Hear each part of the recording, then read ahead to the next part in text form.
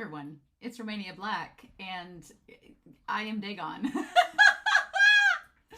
I hate about this lighting is you cannot see how red my face is. It looks like I have a lobster tan, but in fact, it's just pinkish red eyeshadow because I ran out of red face paint, and these weirdly, I look like a goatee of Cthulhu tentacles. But yes, it is Romania Black, and we're on episode 15 of Jujutsu Kaisen, aka episode 39. And before we start, I just want to say to the commenters that keep spoiling and making my moderators sad, you make me sad. Come, Patsy! No, I don't have a lot of comments to go through this week. There were a ton of comments on Patreon and YouTube. A ton of comments. And my dear sweet moderators, Plore and Be Happy, they were so kind to go through each and every one of them before I looked at them for this episode. And there were like, I don't know, like 24 or so that I just couldn't look at. I was like, oh, well, okay. So there's like a dozen or so I couldn't look at. And so, like I said in the last reaction, in the last discussion, please, no manga spoilers. If you talk about the manga, I won't read your comment. Please don't tell me, oh, just wait 3 episodes from now, there'll be a crazy plot twist. Don't tell me things to look forward to. I will look forward to them when I get to them. Don't tell me character information. Don't tell me, basically, if you want to clarify something, make sure that it's something that has been firmly established via people talking or exposition in season 1. If it's going to be explained later on this season, I don't want to know right now. And I'm not going to read your comment so that I can find out and be surprised later on. So please don't do that. So yes, that's basically, those are basically the criteria. They would seem simple enough, but you'd be surprised. So I know everybody gets excited. They want to talk about it, but just don't expect me to read your comment or respond to it if it has spoilers of things like this nature. I'm having my moderators check because they're kind and they want me to be as surprised as I want me to be surprised. So there goes that. But anyway, so yeah, this episode I'm pretty terrified about. The only good thing is we might see Toji and Nanami on the same screen together. That sounds fun, but otherwise, I'm not looking forward to this episode at all. I feel like it's going to be a nightmare.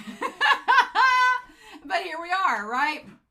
I'm also hoping I don't have an allergic reaction to this eyeshadow all over my face, but we'll cross that bridge when we get to it. The sacrifices one makes to be adorable little larva Dagon, which we'll talk about because there have been a little bit of clarification there.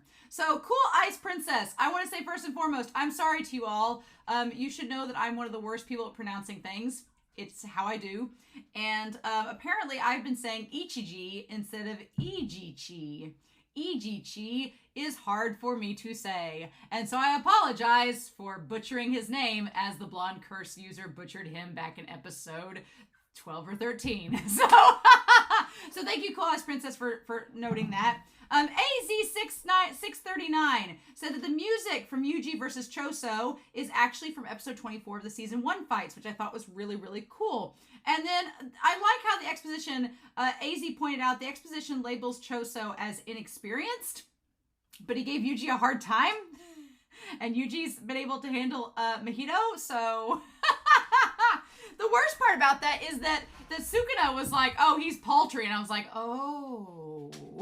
So that just gives you like the layer of the ladder of the levels, right? Seppi. I thought Seppi's comment was really cool. They talked about how the arrows in episode 13 could also be a reference to Choso's attack having an arrow motif. And I was like, that's really cool. And then we go back to Plato and the discussion of the color red, and red being discussing the irrational part of the soul, which, yes, that relates to Sukuna. I'm glad we're bringing that up. Yuji has the red scarf around him. Fun times, right?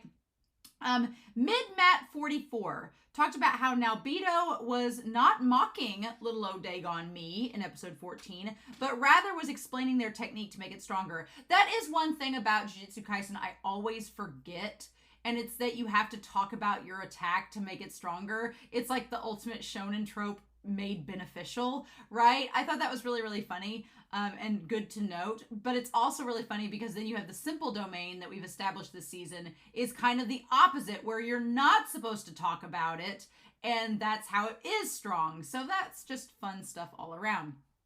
And so then Samala5238 said that the director of episode 14 apparently had a mental breakdown on Twitter because they'd been harassed for the dip in animation quality by the fandom.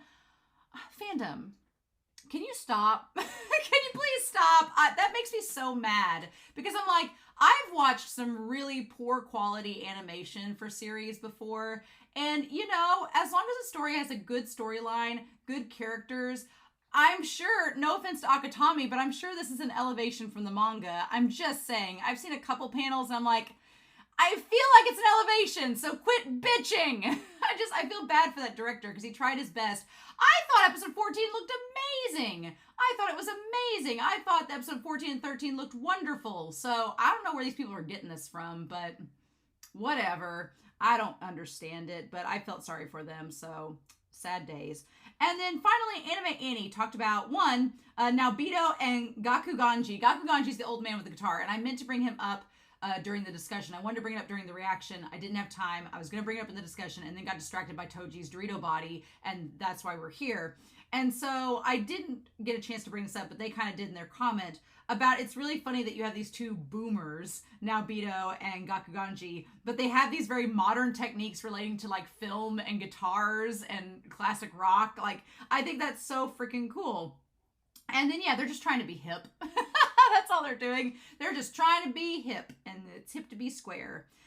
Plore also talked about with Anime Annie, and I'm glad Anime Annie and Plore are very good at, you know, telling me things that are important to know without spoiling. So thank you both for being able to do this. But they talked about how I do apologize. I put a note in the episode for episode 14 that I had confused the Curse Womb for the Curse Womb paintings. Gege is very thorough in making them differential, but apparently the Cursed Womb is like what we experienced back in the detention center in season 1. It's where, you know, Nobara and Megumi and Yuji got split up. Kind of similar to now. But the Cursed Womb back in that episode was the curse that was like a little larva and then became the very problematic curse spirit. And that's what Dagon is. Dagon is not one of the Cursed Womb paintings that Choso is. So thus, Dagon is in fact a cursed spirit, nothing more. Choso is part human. So, yay, rah. Glad that we have that clarification.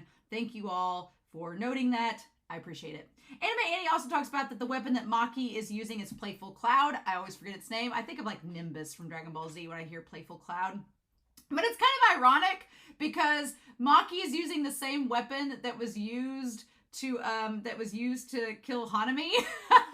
Essentially, back then, I mean, Gojo killed Hanami, but it was used to defeat them back in season 1. And Hanami's death is what triggered Dagon to go from being this little cute little larva to a beautiful Cthulhu that I will probably become when we do the discussion. So, but yeah, and I like the idea that Dagon, it's kind of this, again, talking about irony, Dagon did not bother to learn any of the sorcerers' names. He just gives them like nicknames. And then you have the concept that Dagon gets mad because none of the sorcerers learn the name of the curse spirits. It's like, well, you know, damned if you do, damned if you don't. And I was listening back to the discussion that I had back for episode 14 on the way home today from work, and I thought about it, and I feel like that Yuji could end up, like, you have Yuji in the Curse Womb paintings. The Curse Womb paintings, like Choso and Eso and Ketchizu, they didn't really have a side. They only picked the cursed spirit side because it was like they looked more like the cursed spirits and thought they'd be judged less by them. But they're not really on anybody's side. They're kind of like this weird third party that's in limbo. It's, you know, it's not Republican, it's not Democrat. They're the independent party. And so it's like, well, will Yuji, if his lineage proves that he's got some like cursed spirit in him somehow, is he going to become part of that third party? What do we do with that? So I think that could be very, very interesting, but we'll see. We'll see. So I liked those comments. Thank you all so much. Please, those of you that I would love to read your beautiful comments because I've heard there's some really nicely constructed comments, but you can't have spoilers in them. You just can't. You gotta let me figure it out for myself and figure it out along the way. That's all we gotta do. I also realized that I look like I have Sukuna's fingers on my chin and possibly phallic symbols, and I've accepted my fate. I've accepted my fate at this point. I wanted to be Dagon, damn it. I forgot he had tentacles until the last minute, and so here I am. But we're not going to waste any more time. We're going to dive right into this episode and see what we get. I'm excited. I hope you all are too. But we are going to start episode 15 of Jujutsu Kaisen and just see how it goes, right? And And we're going to do that here in 3, 2, 1. And let's see what fun we get.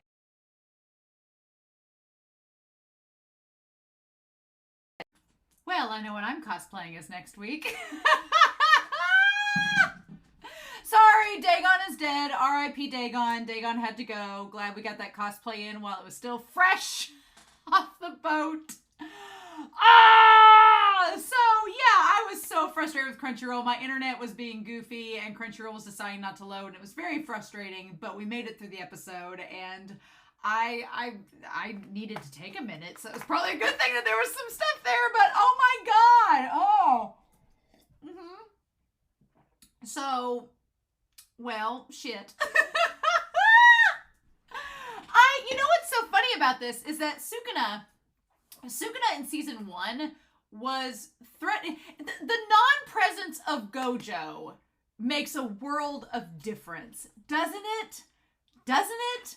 Because number of things. 1, season 1 Sukuna did not seem that threatening, even though we had been told time and time again that he was threatening and that he was very evil and would do lots of evil things. There was just something about season 1 that seemed reassuring that that wouldn't happen. And I think it was the presence of Gojo, even though it's literally Yuuji that is keeping Sukuna in check. And right now, Yuji's body is trying to like process all of the fingers going in at once. There's at least 15 fingers in Yuuji right now. At least. Maybe as many as 19 that are in Yuuji. That's gonna change some things on the theory board. Whiteboard-kun right here, but we'll get to Whiteboard-kun in a second. But yeah, so Yuuji was pretty much in control, and Jogo makes it apparent that Yuuji will be in control unless they form a pact, right? Unless he forms a pact with Yuuji, that Yuuji is eventually going to take control again. Fair enough.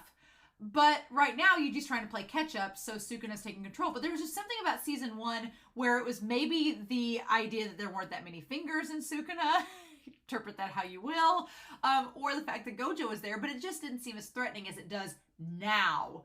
Now it's threatening because Sukuna is almost back to full power. Sukuna could probably do some damage. We're going to talk about that. But it just, Suabe and just the nonchalance and him just being like, no. And see, those girls, they were doing good until they started trying to threaten him. I'm like, you can't threaten him.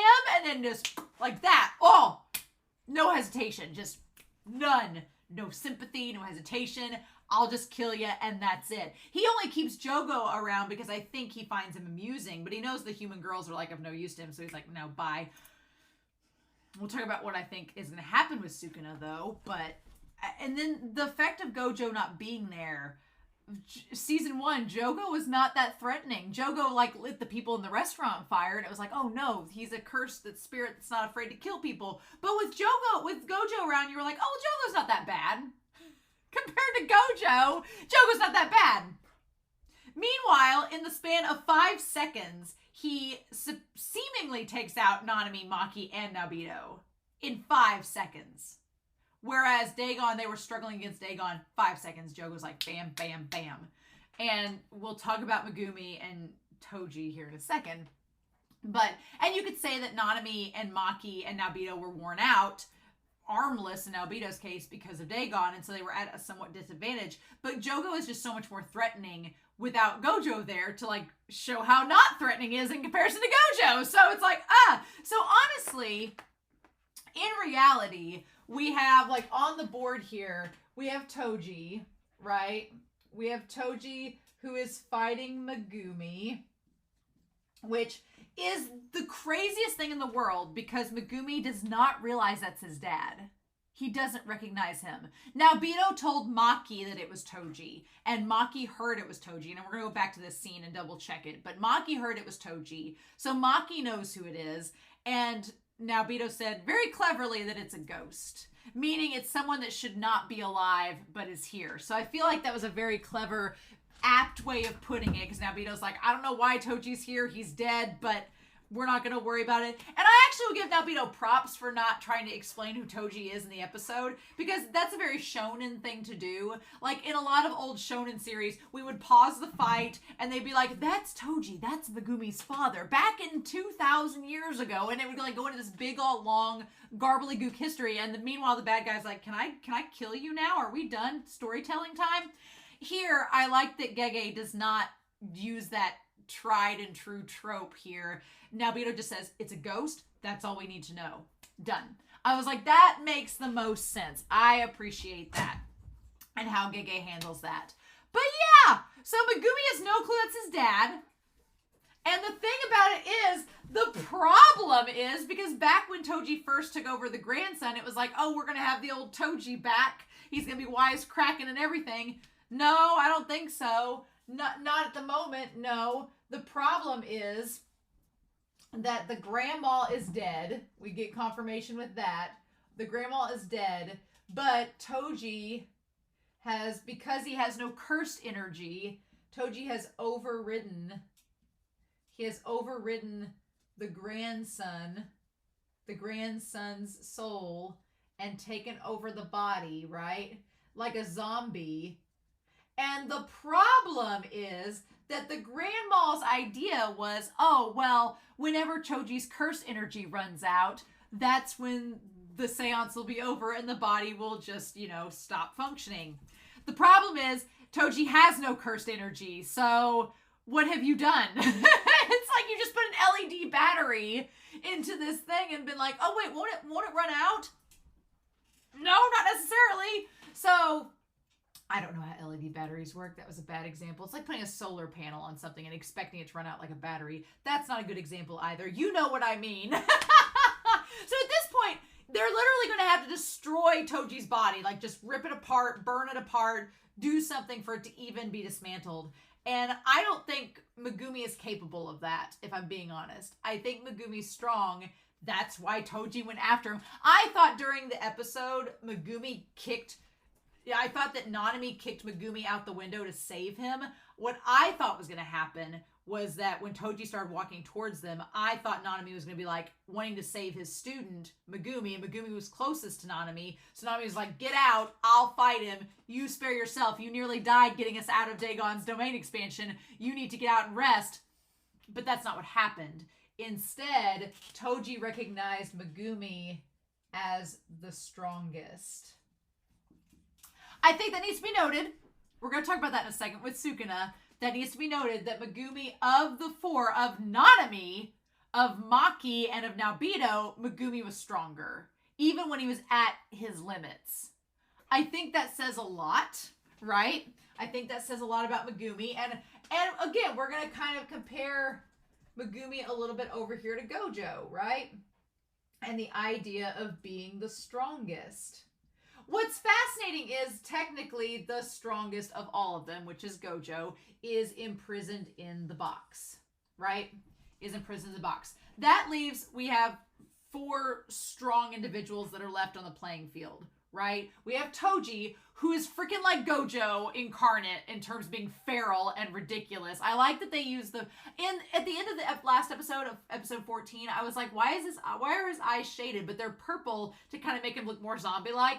I like that effect. Works pretty good. Then we have over here, we have Sukuna. And Sukuna at this point has at least 15 to 19 fingers inside of them. He's been fisted quite a lot. By this point in the story, I'm like, Gege, you knew these sexual innuendos were going to come. You should have been anticipating this. I'm sure you were. But the poor twins, R.I.P. The thing about the twins is that they mainly want Geto to be freed. And by freed, they want Brain Coon, the Burger King himself, to be killed. That's what they want. And I appreciate that. I appreciate that they're like, Geto, we don't want Geto's body to be used by this monster. So can you please just kill him so that he can be laid to rest in peace? And there's that beautiful montage, which we'll talk about in a minute.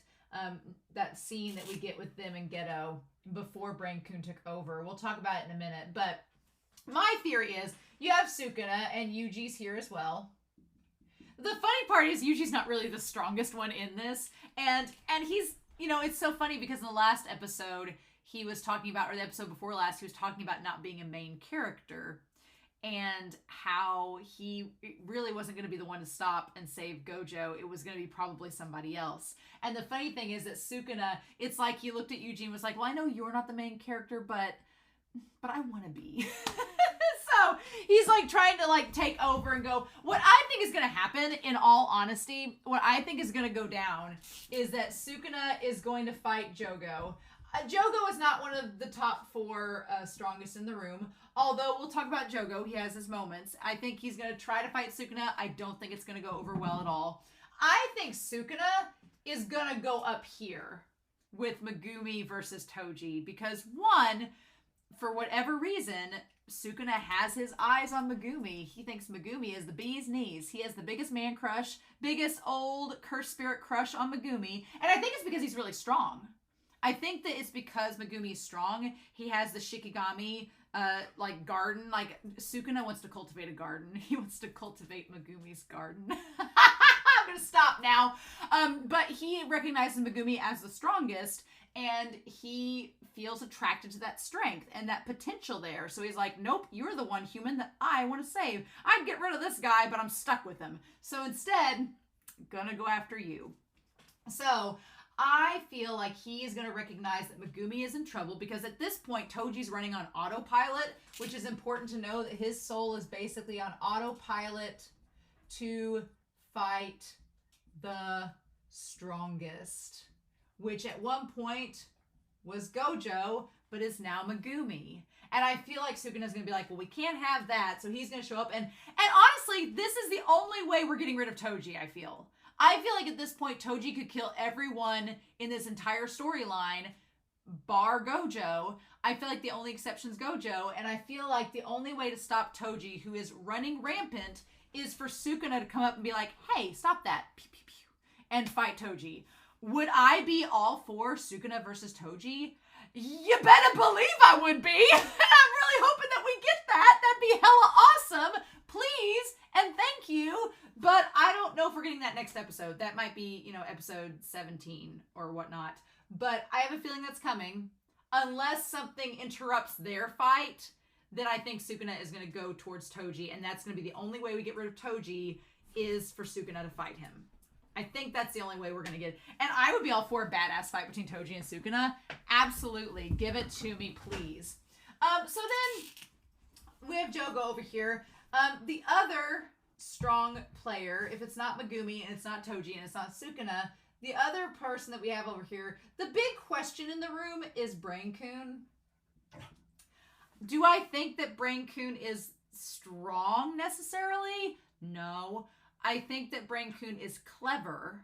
I think Brain-kun is smart and intelligent, but it's a brain. Its entire being relies upon using others as a host. Right? We just gotta hope Brain-kun don't get a hold of Toji. That would be probably a big problematic element. We need to get rid of... Sukuna needs to chop up Toji into tiny little bits so that that can't happen. Right? But, because I think Brain-kun has Geto's body. Would Brain-kun abandon Geto's body? I don't think that he would, because I think he would want to keep Geto's body because he has the power to store the curses. And those curses, like the smallpox deity, can be very useful. So I don't see Brain-kun leaving Geto anytime soon. I don't see that. I think that Toji would be an advantage to him. However, Toji is just strong. And I think Brain-kun, here's the thing. Toji would be a bad idea for Brain-kun because as we established with Geto, if the soul is strong enough, it can take the body back over. Brain-kun is not going to do that with Toji because Brain-kun just discovered that Geto could possibly take over its body. No, I think that it's going to realize, nope, taking over that body is a very bad idea. The grandson just had his body snatched because of that. I'm not going to do the same thing.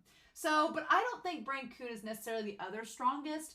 I think the other strongest might be the white-haired individual. The white-haired one that is very mysterious, very creepy, just happens to be there, nonchalant, no big deal, looks kind of humanoid. I feel like them and Mojito are gonna be problematic. They're so many villains on the board. Like, we got Jogo in this episode, and we got Toji showing up. We haven't even touched Mahito. Where's Mahito been? He playing hide and seek somewhere? I don't know. Where's the white-haired individual? We don't even know. Now, obviously, the blonde Shigemo is not... They're not one of the top 4 strongest, but they're somewhere. I don't think they're dead because we didn't see all their little lines fade. This is very problematic because there's a lot of villains left on the board and our heroes are starting to dwindle a wee bit. Yuji's out of commission. Megumi's fighting Toji. So Maki and Naobito and Nanami are KFC right now. They are Kentucky Fried Chicken as of the moment. Fitting that after we talk about a breakup in this episode and we talk about them getting burned to a crisp by Jogo.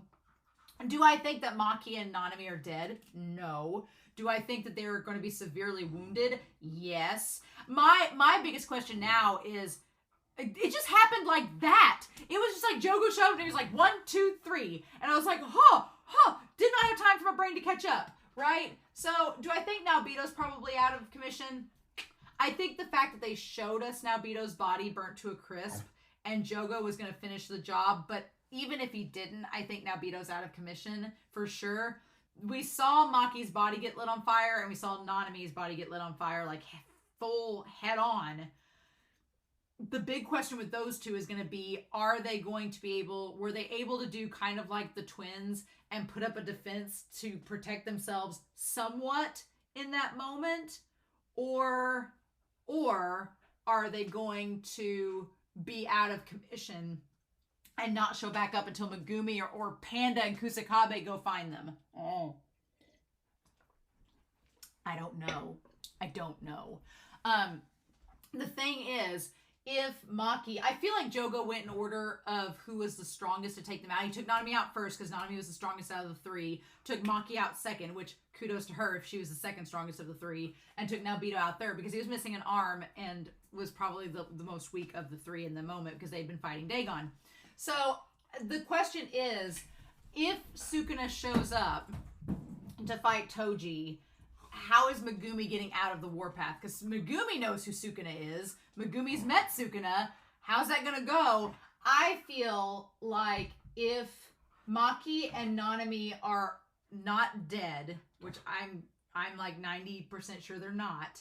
If they aren't, then my question would be, would Nanami go over here to try to get Megumi out of the way so that Sukuna could fight Toji?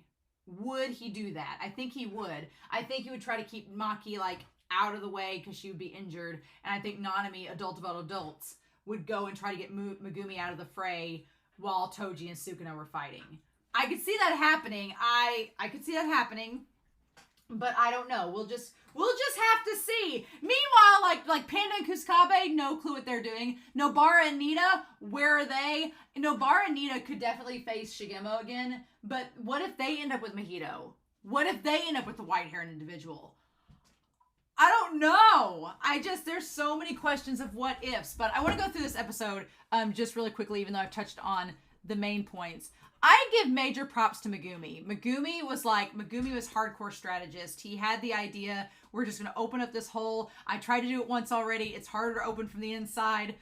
It's harder to go from the inside out, but we're going to try again. And I love that Nanami in this moment treats Megumi like an adult, being like, okay, don't make this your last move. Let's do this. Let's be calculated. Let's go. And then Toji just had to show up. And wreck everything, right? And wreck it all. I did love the animation of Toji like crawling through the hole, like with the black sludge and everything. And then he was just like, he was levitating in the air like Gojo. Like it was just making fun of I am the one who stands above the heavens. Like it was just almost like parodying it at that point. It was like, oh my God, what are we doing?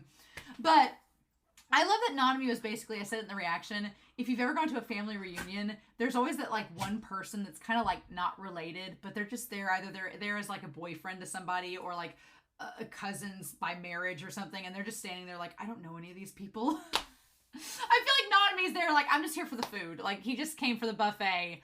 Dagon gave up a pretty good fight.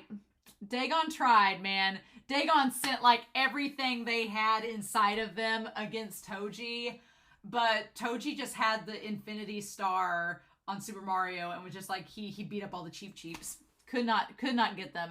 And then just there's something absolutely terrifying about the malice that Toji has, because Toji at this point is running on autopilot, but he had enough like malice in him to take Playful Cloud and start to like carve the ends of it into stakes so that it could like skewer Dagon. Like it had, like Toji had the feral instinct reasoning to do that. That is some next level homicidal craziness, right? And just him. The animation in this episode was absolutely insane. I'm sure there's only one sequence that I'm like, I'm sure people are going to bitch about. If they were going to bitch about something, it's like right after the OP where Toji is like flying through the air and right before he catches the piranha in his mouth. There are some simplistic like figure drawings there. Don't care. Still amazing. The fact of how fast paced it was, I was like, okay. And then once we get to Sukuna, it was like, all right. Other than Sukuna's little tiny ankles, he has the littlest, daintiest ankles. Like I have very dainty ankles, and I felt like I was like, are those mine? Are those my ankles on Sukuna's body? When I cosplay as him next week, it'll be so great. I was like, oh my god. But yes, the fight between Dagon and Toji, I can only imagine the manga how feral it was. It was just absolutely insane. The piranhas, the eels. I liked when the eels and stuff had Toji underwater, and for a hot second, he looked so bored. He was just like, why do I? And he's not, the thing of it is, he's not breathing underwater because he's just a body with a soul that's running on autopilot, so he doesn't have to breathe. It's just the little tiny attention to details. Oh my god. And then Dagon tried everything. I love that Fushiguro and them are just like standing there going, who is this? What is going on? And that's when he says it's a ghost. And so Nanami's like, okay, what do we do now? And so Nanami's like, can you hold on a little bit longer? And Nanami's like, all we can do is put our bets on Toji. So there's a big what if, right? There's a big what if of if they had managed to get out and then met Toji, what would we do? What would happen? I feel like them seeing Toji fight, I feel like it is maybe to Megumi's advantage that he got to see Toji fight in this battle, even though he was concentrating very hard on keeping the domain up. I feel like it was to Megumi's advantage to see Toji fight, so that now that he knows what he's capable of, he's like, okay, I can't underestimate this guy. It just blows my mind he doesn't recognize his dad. But he was like 5 or 6 when his dad left, or younger, so how would he recognize him, If you haven't seen your dad in 12 years, would you really realize what he looked like? And plus, if you think he's dead, but Megumi doesn't know that he's dead, so I was wondering if Toji was going to tell Megumi that Gojo killed him. But I don't think that that's going to happen because Toji is just a zombie at this point. So, I don't know. Dagon was really smart and figured out what was going on, and he tried to stall for time. But again, Toji was having none of it. And it's like, that's why I think Toji and Sukuna are going to have to face each other, because who else is going to get stopped by him, right? And then poor Megumi, and Nanami saying, if Megumi hadn't come, we would have died. I love that Nanami he's not too proud to recognize the power of his students, and realizing if Megumi hadn't come and saved our asses, Dagon would have killed all of us. But I thought that he pushed Megumi out the window. Nope, that is not what happened. Instead, he saw Megumi and knocked him out. He got forced outside. He might be worse than Sukuna. That's another thing. The moment that Megumi said he might be worse than Sukuna, I'm like, well, what if we tried to find that out for ourselves, right? There's just so much going on. We'll go back to White Board in a minute. Then Jogo shows up. And oh my god, the Shakespearean poetry of Jogo just walking up, waltzing out of nowhere, seeing Dagon's hand slowly evaporating into nothingness. It gave me a very Bleach vibe. It felt like the Arrancar, when the Arrancar are defeated, they slowly evaporate into the dust. It gave me those vibes. And so Jogo just like gently picking up Dagon's hand, being like, your death will not be in vain. You tried so hard. I was like, and there's a part of you that feels this sympathy towards Jogo as a character, because it's like at every corner, Jogo's philosophy has been proven right, which is not necessarily, in Jogo's mind, his philosophy has been proven right, whether that's true or not, right? Because technically, Dagon, came out of the woodwork first, and Dagon lit the first candle, right? He's the one that came out to get to them. But in Jogo's mind, these humans don't care anything about the curse they just slaughtered, They didn't even know his name, right? And I love that Jogo believes in this idea of reincarnation. And he's like, during the chaos of the next generation, we'll be reincarnated and see each other again. Because, yeah, in Jogo's mind, he's just lost Dagon. He's lost Hanami. He's stuck with Mahito, which he really doesn't care for. He's just like, ugh. And then Choso is not really one of them. Choso is kind of this outlier that's half human, half cursed spirit. So in Jogo's mind, it's really just him and Brain-kun. And ew. So Jogo feels very isolated, and he just wastes no time saying our souls will reincarnate even out without relying on human beings. And it's just like this big moment where Jogo like becomes the protagonist of his own story, and like you see the big Jackson Pollock style like just chaotic painting behind him in the background that's so symbolic of like all the emotions running through him, and he has like his fist clenched like he's gonna do something epic, and then just comes up to Nanami and is like, I will avenge you. Now in this moment, what does he do? He bursts through. I want to get a better shot at that. I want to see exactly what that is. I want to get a shot of what ends up happening, because I want to see how that blow landed. He says, now then, and he flies over Nanami. Now he got Nanami at his center and said, one down first. And then okay, so Nanami, it blew up part of his side, right?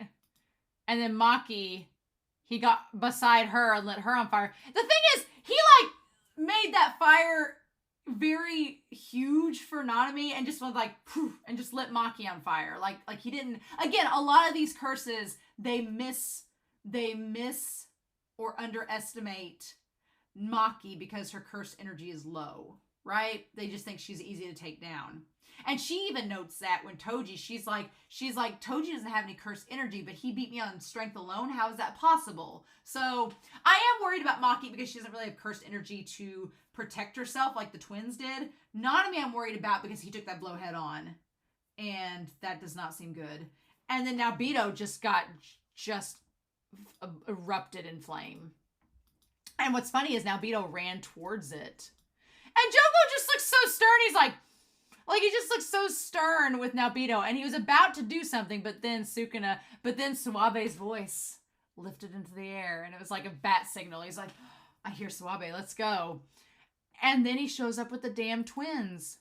And poor Yuji getting fed all the fingers. And what's really good is the animation from the moment Jogo shows up with the twins was amazing. When he shows up, the way his eyes, trying to, focus on them. Crazy. And then, of course, Sukuna's already showing up on Yuji's face, right? And if you notice, Yuji's arms grown back and everything by the time Sukuna gets awakened. Poor Mimiko. Mimiko was just one and done. She didn't even have time to talk in this episode. And he lights them on fire. And Joe goes like, well, this isn't what I wanted, but I'm going to do the best I can. And so, Geto says that control would transfer to Sukuna, even if only temporarily, as long as we just force the fingers at once. And then we get all the fingers from the OP. Oh my god. I can't believe that's how we did this, right? There should be at least 15 fingers, but we're thinking close to 20.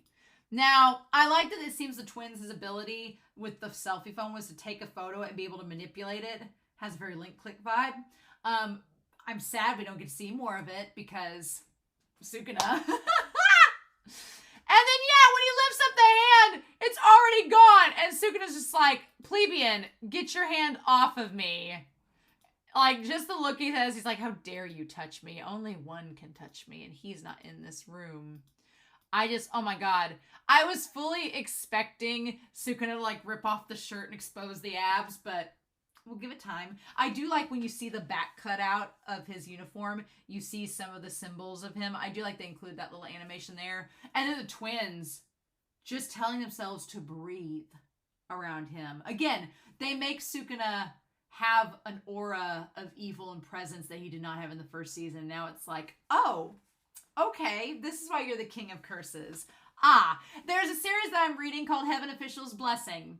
And the main character, without spoiling anything, the main character learns about a Supreme Ghost King. And the Supreme Ghost King, without spoiling anything, has the ability to do whatever they damn well please, but is actually, to the main character, very nice. And I feel like Sukuna is what that Supreme Ghost King would be like if he wasn't nice. I feel like that was basically what I'm saying is the main character of Heaven Official's Blessing is Megumi, and Sukuna is the Supreme Ghost King that's kind of got a crush on him. So go read Heaven Official's Blessing if you want that story told to you in a variation. It's great. But oh my god, just him walking towards them. And the way that he walks towards them is like the first shot of the ED. I was like, oh my god, amazing. But yeah, he just comes up. What's so funny is that Suabe's voice is so sensual. And when he like pushes his hair back, it makes him look a little bit more mature. But the moment his eyes get like kind of big and like they just seem softer, and it's like, oh, it's because Yuji's so kind and has such a softness to him that it's like, what can you do? Although I do find it personally hilarious. I get the tattoos and stuff appearing and the extra eyes. Get all that. It's Sukuna. But I just like that automatically his nails get colored. Sukuna has the power to automatically polish his nails, which is a power I wish I had. But yeah, when he tells them to bow, them girls duck down like as soon as they were told. They knew the agenda. They knew the brief. But Jogo, I think it's very interesting that Jogo does not bow. I find that very fascinating. Jogo does not lower his head to Sukuna. As terrified as he is of Sukuna, as powerful as he knows Sukuna is, he doesn't bow his head to him, which I think is a very interesting and important character choice for Jogo. Because Jogo, as much as he wants to use Sukuna, Jogo's character is one that does not instantly bow to someone else. He's using Geto because he knows Geto's strong, and he's on Geto's side because he agrees with what Geto's allowing him to do.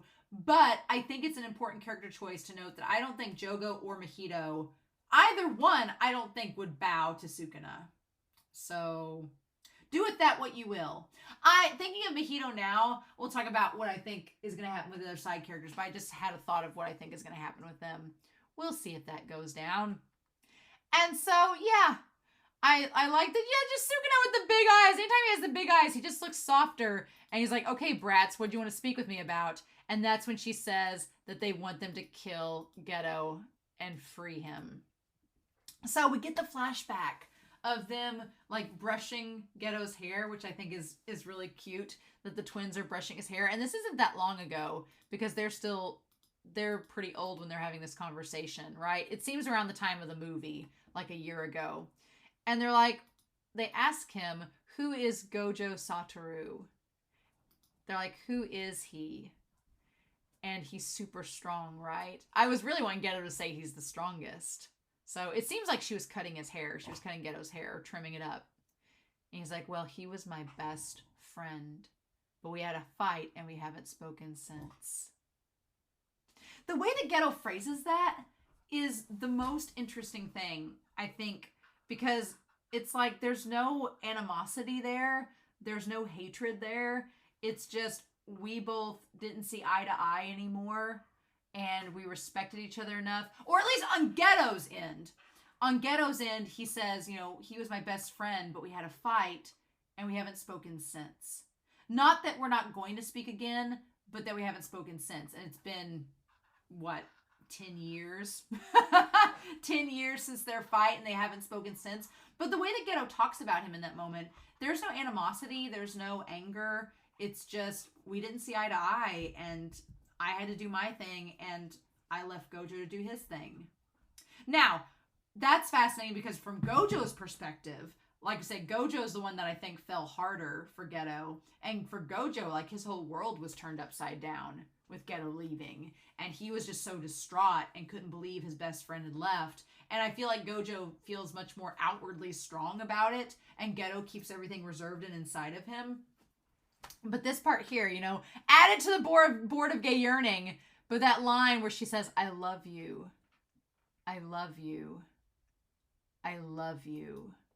Like, in that moment, my interpretation of the 3 I love yous is, you know, Geto saying, I love Geto, not only the girls saying, the twins saying, I love Geto and I love my sister, and the sister saying, I love my sister and I love Geto, but I feel like it's Geto saying, I love you, Mimiko.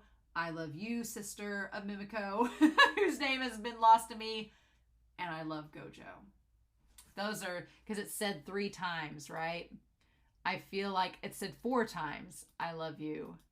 And we see him looking at the book and blinking. I feel like the love is spread between the 4 of them. Geto to Gojo and the 2 girls. And the 2 girls to each other and Geto. Mm-hmm. That's my interpretation of it in that moment. I feel like why would you have a moment? You could have brought up anything in this flashback. But why bring up who Gojo was, who he was to Geto, and then have the words, I love you said, to not only convey the feelings of the girls for Geto, but for Geto to the girls as well as Gojo? Why else? Why else not? And the best part about it is that when we flash back, the girls are like, we cannot forgive Satoru Gojo for killing Geto as long as we live. But we feel that was appropriate. But we did feel that was appropriate. After all, Satoru Gojo was Geto-sama's one and only best friend. So it's kind of like, again, how many anime have we watched where it's been the love trope of being like, well, if anybody's going to kill me, I want it to be so-and-so. And like Modao Zushi, which is a BL. If anybody's going to kill me, needs to be you. The case study of Vanitas. If anybody's going to kill me, it's going to be you. And they're all their love interests. So I'm like, in this case, I'm like, come on now. The girls were like, fine. If anybody was going to kill Geto, it needed to be the guy that he loved. Fine. But Brain Coon is not Geto. And they tell him he needs to go to hell. Like, he took Geto's body. No. So they're like, we're going to make you regret this. And they were doing so well until they're like, we know the location of one other finger. So the question is, does Yuji have 19 Sukuna fingers in him and he just needs the one more? Or what? And the thing about it is, Sukuna doesn't care. Sukuna's like, I can find it without you. Like, I don't need to keep you around for anything. Like, y'all have handed me all these fingers and I didn't even ask for them. So I'm sure if I just stick around long enough, someone's going to give it to me. So why would I care?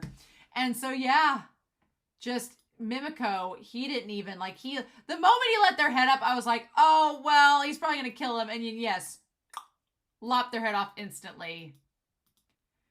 And then, like, poor the sister, you see, you think of measly one or two fingers is enough to threaten me.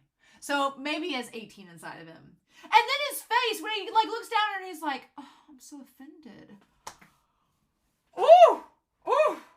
I was like, the face that he makes, I'm like, oh my gosh. That's the thing. He's so evil, but he's using Yuji's, like, cute puppy dog face. And it's like, quit making us like you. Ah! And he's like, how offensive. And then, yeah, girl, you tried, but that's not enough. And then, yeah, she tried to get that dang selfie. And he's like, really? Oh. I like that Mappa had to make the scene dark. They had to show the screen getting dark as she's getting her face cut in half because they didn't want to outright show the blood and gore, but it was really gory. And then he just, like, chopped her whole body to bits and just blew her away. Oh. And he's like, a cell phone? I didn't pay my T-Mobile bill. Just throws it away. Nope. So then there's Jogo. And he asks what Jogo's wants, and Jogo says nothing. He's like, oh, I didn't want anything. He's like, our objective was Sukuna to resurrect you completely. He's like, but you only have temporary freedom as long as Yuji is struggling to adapt. And he's like, even if you can heal others as well as yourself, you can't do anything about the shape of a soul once it's transfigured by Mahito's idol transfiguration. And he says, it wasn't that he didn't forge a pact back then. It's that he couldn't. So here's the thing. Mahito's ability is going to be problematic for Sukuna because Sukuna can heal the body, but he can't change its shape once Mahito gets a hold of it. So if Sukuna falters for a second and Mahito's able to transfigure him, then it's over. So the problem is he can't just forge a pact with Yuji on his own. Yuji has to forge the pact with him. So Jogo tries to tell him that while he's got the upper hand, he needs to try to form a pact with Yuji before he returns. And I'm like, did you not just watch this girl get blown up? He's like, no. A pact to grant you perpetual authority over his body. And I like that we see the no walking sign, like as soon as that's said, like just, tying to the idea of limiting Yuji from being able to control anymore his own body. Right?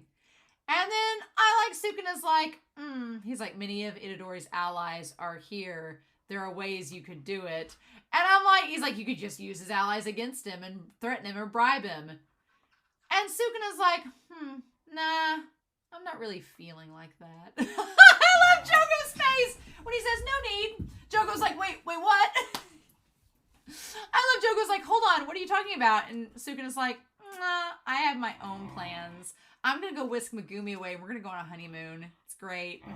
He's like, but I see. I love when he closes his eye. The one little eye looks down at Jogo. Like, it doesn't close. It looks down at Jogo like, I'm still watching you. It's so good.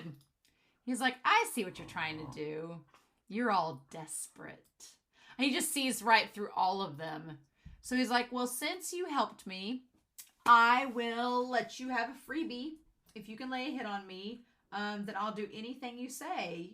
Like slaughter all the humans in Shibuya. With the exception of one.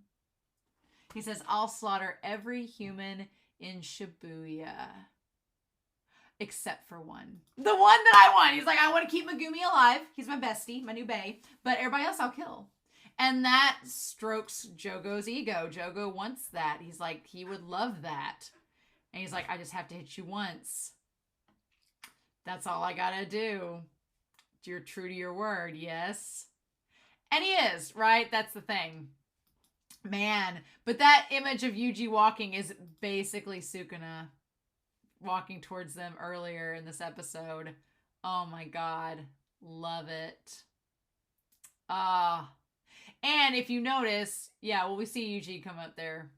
So y'all, who knows what's going to happen next, right?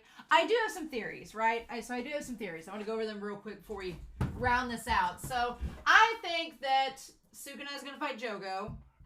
I think he's going to incapacitate Jogo, or somebody's going to come in, whether it's, I don't know. I don't think Maki or Nanami would interrupt Jogo and Sukuna's fight. They have nothing to gain from it.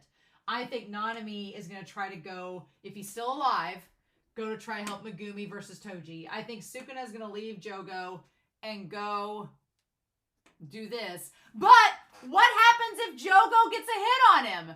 What if next episode is just like Jogo trying to become a shonen protagonist and like it's Jogo versus Sukuna and it's like he's like trying to be the hero and like if I just get a hit on Sukuna, I'll get him to destroy all the humans in Shibuya except for Megumi. And so what if he does? What if it happens? What if it works?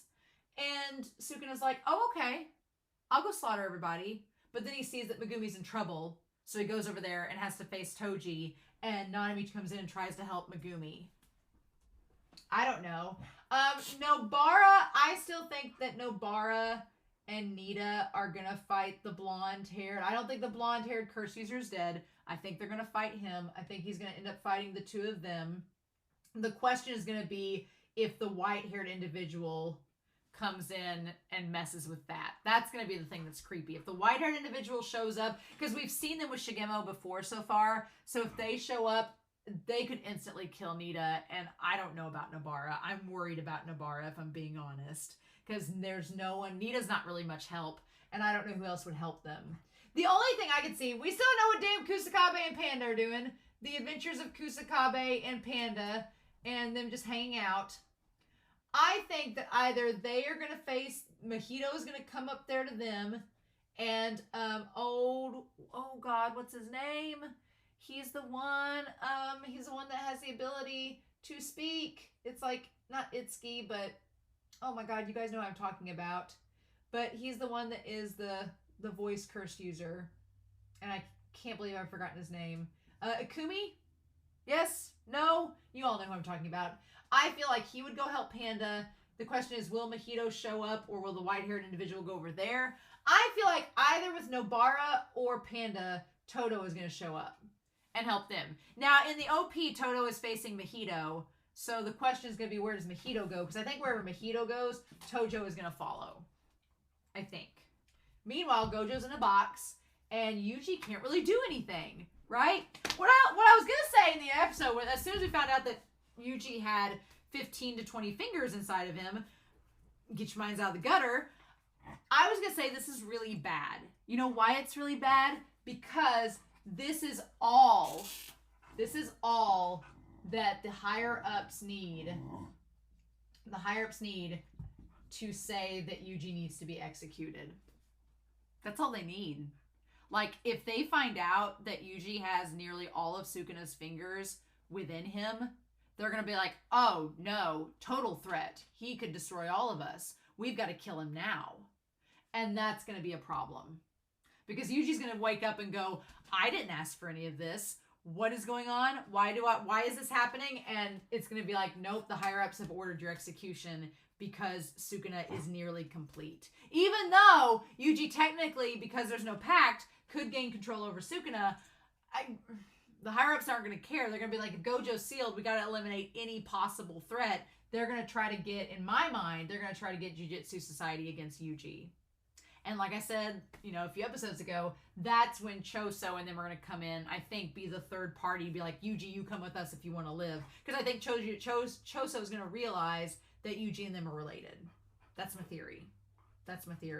We'll see how it's going to work out, what's going to happen. But next episode, why, who knows? Who knows what's going to happen next episode? I'm hoping we don't jump around too much and we keep with Sukuna and Jogo, or we go to Megumi and Toji at least. I hope we go through one of those two storylines because this episode was insane and brutal and bloody. And it's just like we're just chopping bodies off the thing. And then I was like, who am I forgetting? Then we have Mei Mei and Ui Ui that are with Brain Coon. So there's so many people on the board. I feel like next episode we're going to have a tally of the good versus the bad and who's left and who we've got left. Because right now we have Megumi, we have Nobara, we have Nita, we have Panda, we have Inumaki, there we go. We have Todo somewhere. And we have, we're going to put Yuji and Sukuna down here because they really are their own class. And then Maki and Nanami and Nobito are kind of like out of commission. Then we have Jogo, we have Mahito, we have the white-haired individual, we have Shigemo, we have Brain Coon. Are they the only ones? I say, are they the only ones left? Maybe. Yeah. But these three are like out of commission. Panda and Inumaki are a big question mark. Toto's a big question mark. And then Megumi, Nobara, and Nita. They're, and Toji. And then the other one that I'm missing is we have Mei Mei and Ui Ui.